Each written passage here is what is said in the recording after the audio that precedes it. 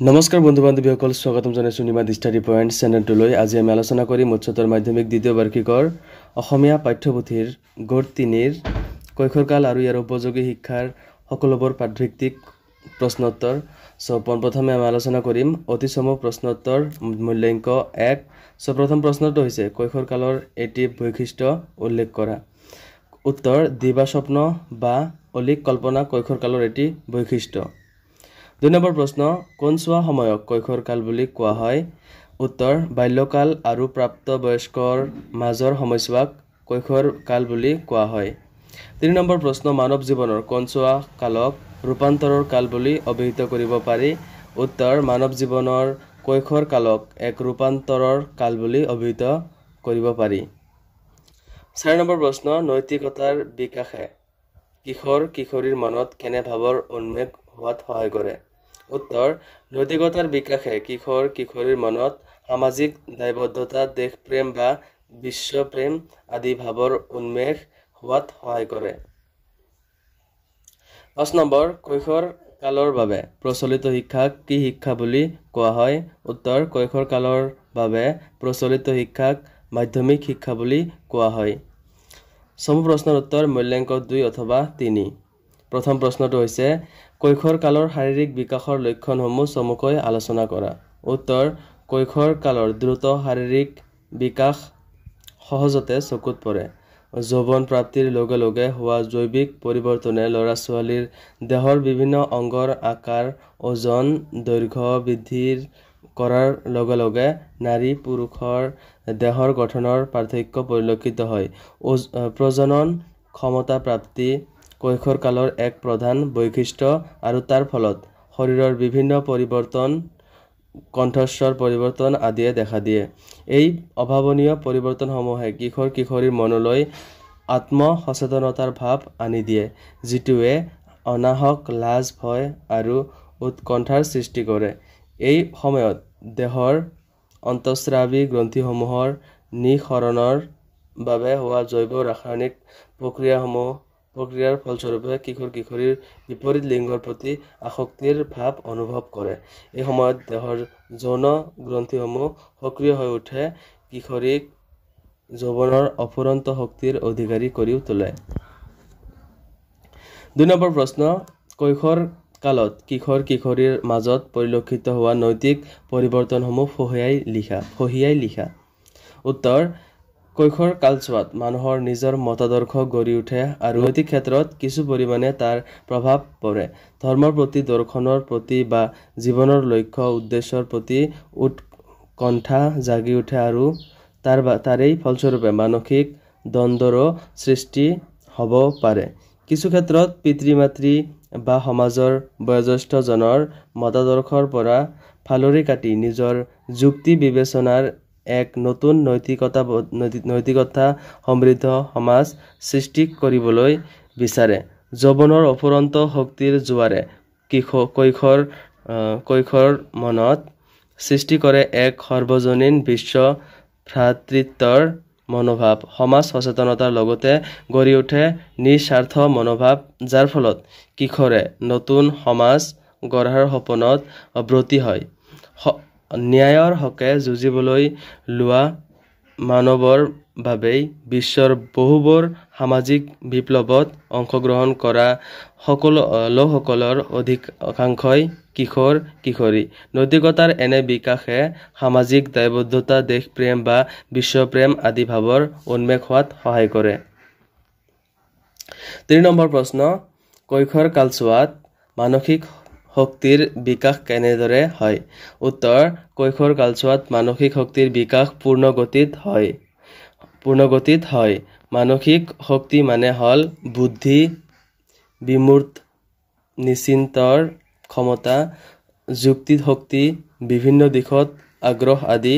কৈশোৰৰ আৰম্ভণিতে যদিও বৌদ্ধিক বিকাশৰ গতি কিছু হ্ৰাস পায়, শেষৰ পিনে ই দ্ৰুতগতি লয় আৰু কৈশোৰৰ শেষত বৌদ্ধিক ক্ষমতাই চৰম উৎকৰ্ষ লাভ কৰে।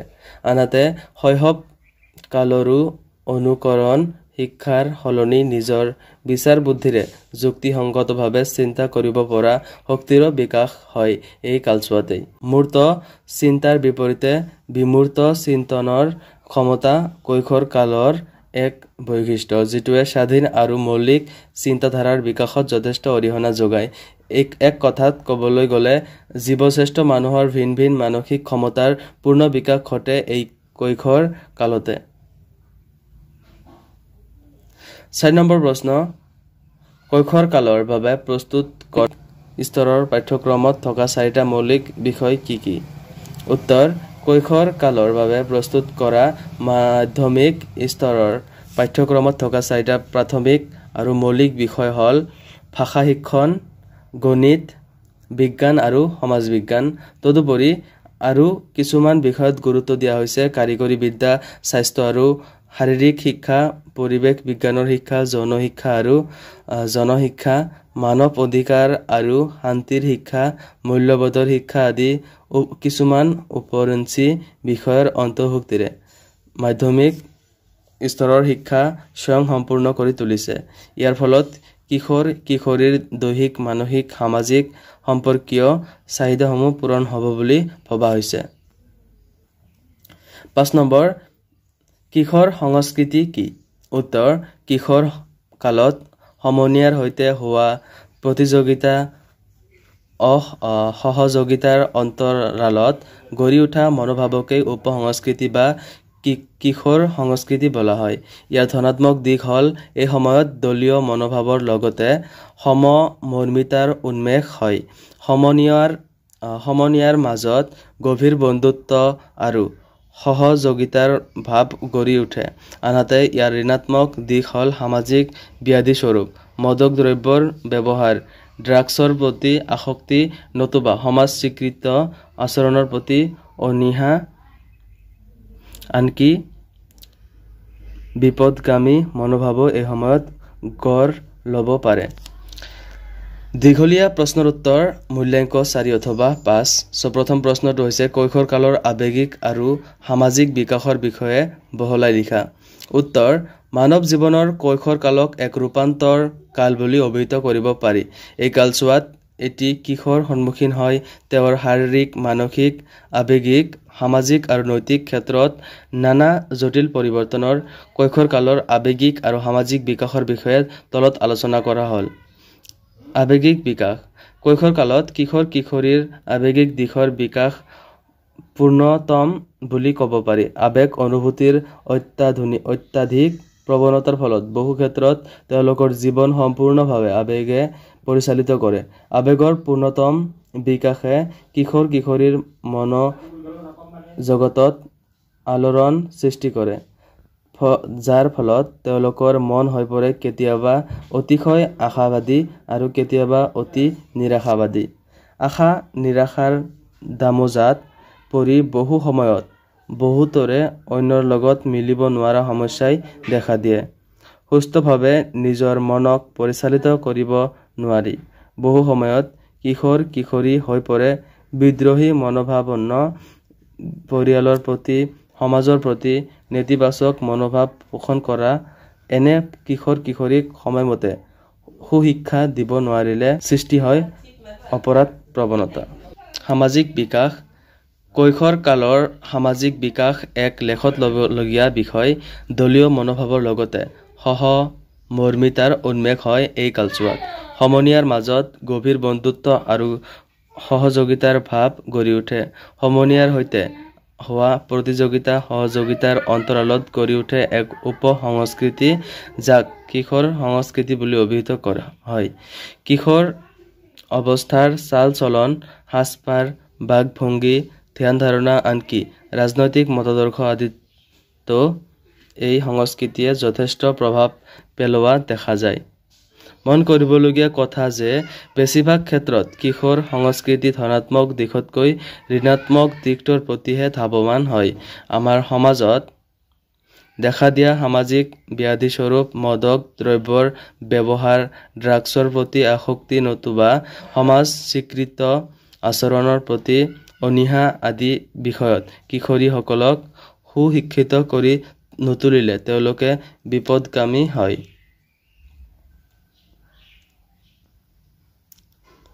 2 নম্বৰ প্ৰশ্ন, কৈশোৰ কালৰ বাবে কেনেধৰণৰ শিক্ষা উপযোগী উদাহৰণসহ বৰ্ণনা কৰা। কৈশোৰ কালৰ বাবে প্ৰচলিত শিক্ষা হ'ল মাধ্যমিক শিক্ষা। কৈশোৰ বা বয়সন্ধি কালৰ ল'ৰা ছোৱালীয়ে পঢ়া শিক্ষানুষ্ঠানসমূহ হ'ল মাধ্যমিক শিক্ষাৰ অনুষ্ঠান।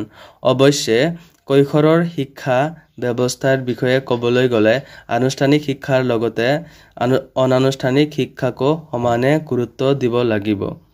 ব্যক্তি জীৱনৰ জটিলতাপূৰ্ণ কৈশোৰ কালক সামৰি লোৱা মাধ্যমিক শিক্ষাই সমগ্ৰ শিক্ষা ব্যৱস্থাতে এক গুৰুত্বপূৰ্ণ ভূমিকা গ্ৰহণ কৰি আহিছে, কিয়নো মাধ্যমিক শিক্ষাৰ জৰিয়তে এটা জাতিৰ লক্ষ্য আৰু আদৰ্শক উপলব্ধি কৰিব পাৰি। ভাৰতীয় শিক্ষা পদ্ধতিৰ আঁচনি কাৰ্যকৰী কৰিব পাৰি। এই শিক্ষাৰ স্তৰতে স্বাধীনতাৰ পৰৱৰ্তী দশকতে গঠিত হোৱা মাধ্যমিক শিক্ষা আয়োগে মাধ্যমিক শিক্ষাৰ 3টা লক্ষ্য বিষয়ে উনুকিয়াইছে। সেইকেইটা হ'ল দেশৰ সমসাময়িক ৰাজনৈতিক, সামাজিক বা অৰ্থনৈতিক সমস্যাৰ পটভূমিত বৰ্তমান আৰু ভৱিষ্যতৰ দাবী পূৰাব পৰাকৈ শিক্ষা ব্যৱস্থাক গঢ় দিয়া। 2 নম্বৰ, ধৰ্ম নিৰপেক্ষ দেশৰ সুনাগৰিক হিচাপে প্ৰয়োজনীয় গুণ আয়ত্ত কৰি অৰ্থনৈতিক অগ্ৰগতিত সহায় কৰা। 3 নম্বৰ, জাতীয় সংহতিৰ বিকাশ সাধন। আনহাতে 1986 চনত ভাৰত চৰকাৰে ঘোষণা কৰা ৰাষ্ট্ৰীয় শিক্ষানীতিতে মাধ্যমিক শিক্ষাক গুৰুত্ব সহকাৰে লোৱা হৈছে। এই শিক্ষা ভিত্তিমুখীকৰণৰ সিদ্ধান্ত গ্ৰহণ কৰা হৈছে। এই ব্যৱস্থাৰে দেশৰ জনশক্তিক অৰ্থনৈতিক বিকাশৰ ক্ষেত্ৰত আগবঢ়াই নিব পাৰি। আন্তঃৰাষ্ট্ৰীয় শিক্ষা আয়োগে মাধ্যমিক শিক্ষাক জীৱনৰ আলিকেকুৰি বুলি অভিহিত কৰিছে, য'ত ভৱিষ্যত জীৱনৰ অতি লাগতিয়াল সমলসমূহ আহৰণ কৰিব পাৰে আৰু যোগ্যতা, অভিৰুচি বা প্ৰয়োজন অনুসৰি নিজস্ব পথেদি জীৱনৰ বাটত অগ্ৰসৰ হ'ব পাৰে, কিয়নো মাধ্যমিক স্তৰৰ শিক্ষাই প্ৰাথমিক স্তৰৰ শিক্ষাৰ বিস্তাৰ ঘটাই উচ্চ স্তৰৰ শিক্ষাত প্ৰৱেশৰ অধিকাৰ সাব্যস্ত কৰাৰ লগতে স্বয়ংসম্পূৰ্ণ কৰি তোলে। সুপৰিকল্পিতভাৱে গঢ় দিয়া মাধ্যমিক শিক্ষাই কৈশোৰৰ ভিন্নমুখী চাহিদাসমূহ পূৰণ কৰাত সফল হ'ব পাৰে। কেৱল পাঠ্যক্ৰম সংক্ৰান্ত কথাতে গুৰুত্ব নিদি সহ-পাঠ্যক্ৰমিক কাৰ্যাৱলীকে যথোপযুক্ত গুৰুত্ব সহকাৰে বিবেচনা কৰিলে এই শিক্ষা কিশোৰ-কিশোৰীৰ বাবে অধিক ফলপ্ৰসূ হ'ব। পাঠ্যক্ৰম কেৱল পাঠ্যপুথিতে আবদ্ধ থাকিব নালাগে। আনহাতে জ্ঞানৰ পৰিধি কেৱল বিশেষ বিষয়তে সীমাবদ্ধ নকৰি এক সুসংহত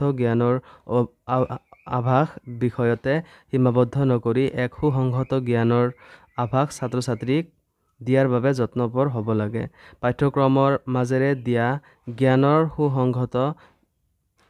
সুসংগত বিকাশৰ কাৰণে শিক্ষাৰ লগত প্ৰত্যক্ষ আৰু পৰোক্ষভাৱে জড়িত আটাইবোৰ ব্যক্তি যেনে পিতৃ-মাতৃ, অভিভাৱক, শিক্ষক আৰু অন্যান্যসকলৰ দায়িত্ব আৰু কৰ্তব্য সমানে গুৰুত্বপূৰ্ণ।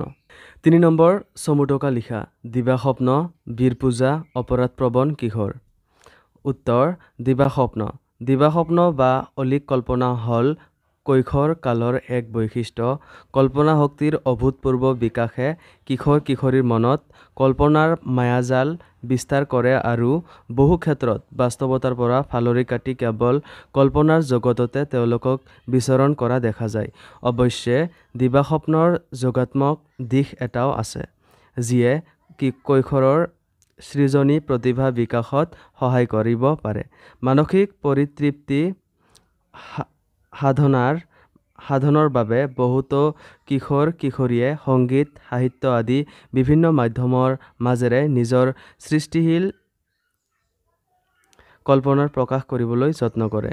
আনহাতে কেৱল কল্পনাৰ মায়াজালতে আবদ্ধ নাথাকি বহুতে দুঃসাহসিক কাৰ্যত অংশগ্ৰহণ কৰিবলৈ আগবাঢ়ি যায়। কিছুমানৰ মনত আকৌ ভ্ৰমণ তৃষ্ণা জাগি উঠে, দেশে বিদেশে ঘূৰি ফুৰা ইচ্ছা হয় আৰু কেতিয়াবা ক'ৰবালৈ গুচি যোৱাৰ কিশোৰ-কিশোৰীৰ উদাহৰণো পোৱা যায়।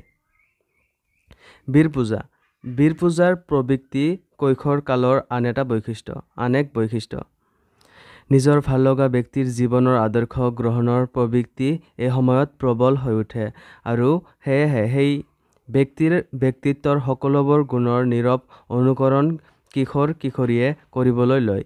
কিশোৰসকলে আদৰ্শ ব্যক্তি হিচাপে সাধাৰণতে গ্ৰহণ কৰা দেখা যায় ছবি জগত নতুবা খেল জগতৰ লগত জড়িত ব্যক্তিসকলক। বীৰ পূজনৰ এই প্ৰবৃত্তিক সঠিক পথেৰে নিবলৈ কৈশোৰ কালৰ শিক্ষাৰ পাঠ্যক্ৰমত মহৎ লোকৰ জীৱন পাঠ অন্তৰ্ভুক্ত কৰা হয়। অপৰাধ প্ৰৱণ কিশোৰ কিশোৰীৰ মনত আহি পৰা আটাইতকৈ গুৰুত্বপূৰ্ণ বৈশিষ্ট্য হ'ল নিজস্বৰ সংঘাত। এই সংঘাত কিশোৰ মনত আহি পৰে বিপৰীত ভাৱাপন্ন বিভিন্ন অনুভূতিৰ প্ৰভাৱত। এই প্ৰভাৱত কিশোৰসকল ঋণাত্মক দিশটোৰ প্ৰতি ধাৱমান হোৱা দেখা যায়। তেতিয়াই কিশোৰসকলৰ অপৰাধ প্ৰৱণতা জাগি উঠে। সামাজিক ব্যাধিস্বৰূপ মাদক দ্ৰব্য ব্যৱহাৰ, ড্ৰাগছৰ প্ৰতি আসক্তি নতুবা সমাজ স্বীকৃত আচৰণৰ প্ৰতি অনীহা আদি বিষয়ত সুস্থভাৱে পৰিচালিত নোহোৱা কিশোৰসকলে ধাবিত হয়। এনে অপৰাধপ্ৰৱণ কিশোৰসকলক বচাবলৈ সমাজৰ সকলো স্তৰৰ লোক তথা পিতৃ মাতৃ অভিভাৱক সততে সতৰ্ক হোৱা উচিত।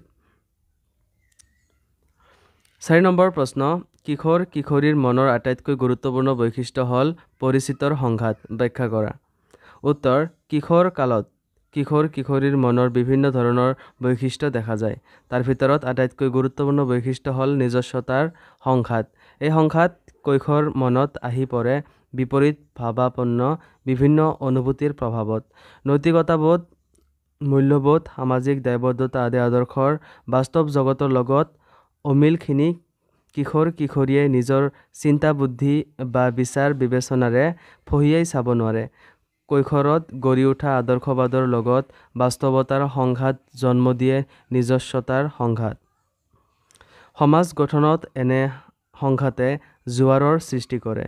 কেতিয়াবা এনে শক্তিশালী সংঘাতেই সমাজ গাঁথনি সলনি কৰি নতুন সমাজ গাঁথনি সৃষ্টি কৰাত অৰিহণা যোগোৱাও দেখা যায়। ৫ নম্বৰ, বিপৰীত লিংগকামিতা কৈশোৰ কালৰ আন এক প্ৰধান বৈশিষ্ট্য চমুকৈ আলোচনা কৰা। কৈশোৰ কালৰ দ্ৰুত শাৰীৰিক বিকাশ সহজেই লক্ষণীয়। যৌৱন প্ৰাপ্তিৰ লগে লগে হোৱা জৈৱিক পৰিৱৰ্তনে ল'ৰা-ছোৱালীৰ দেহৰ বিভিন্ন অংগৰ আকাৰ, ওজন, দৈৰ্ঘ্য বৃদ্ধিৰ লগে লগে নাৰী পুৰুষৰ দেহৰ গঠনৰ পাৰ্থক্য পৰিলক্ষিত হয়। প্ৰজনন ক্ষমতা প্ৰাপ্তি কৈশোৰ কালৰ এক প্ৰধান বৈশিষ্ট্য আৰু তাৰ ফলত শৰীৰৰ বিভিন্ন পৰিৱৰ্তন, কণ্ঠস্বৰৰ পৰিৱৰ্তন আদিয়ে দেখা দিয়ে। এই অভাৱনীয় পৰিৱৰ্তনসমূহে কিশোৰ কিশোৰীৰ মনলৈ আত্মসচেতনতাৰ ভাৱ আনি দিয়ে, যিটোৱে অনাহক লাজ, ভয় বা উৎকণ্ঠাৰ সৃষ্টি কৰে। বিপৰীত লিংগকামিতা কৈশোৰ কালৰ আন এক প্ৰধান বৈশিষ্ট্য। বাল্যকালৰ সমলিংগকামিতাৰ পৰিৱৰ্তে কিশোৰ কিশোৰীয়ে বিপৰীত লিংগৰ প্ৰতি আসক্তিৰ ভাৱ অনুভৱ কৰে। প্ৰকৃততে আমাৰ দেহত থকা অন্তঃস্ৰাৱী গ্ৰন্থিসমূহৰ নিঃসৰণৰ ফলস্বৰূপে হোৱা জৈৱ-ৰাসায়নিক প্ৰক্ৰিয়াৰেই এই ফল। এই প্ৰক্ৰিয়াত যৌন গ্ৰন্থিসমূহ সক্ৰিয় হৈ উঠি কিশোৰক যৌৱনৰ অফুৰন্ত শক্তিৰ অধিকাৰী কৰি তোলে। এই শক্তিক সুপথে পৰিচালিত কৰিব পাৰিলে কৈশোৰত দেখা দিয়া বহুবোৰ সমস্যাৰ পৰা হাত সাৰিব পাৰিব। চ' বন্ধুসকল, আজিলৈ এইখিনিয়ে। আশা কৰোঁ এই ভিডিঅ'টো তোমাক সহায় কৰিছে। যদি সহায় কৰিছে তেন্তে এই ভিডিঅ'টো তোমাৰ বন্ধুবৰ্গৰ সৈতে শ্বেয়াৰ কৰিবা আৰু এই চেনেলটো ছাবস্ক্ৰাইব কৰিবা বুলি আশা ৰাখিলোঁ। ধন্যবাদ।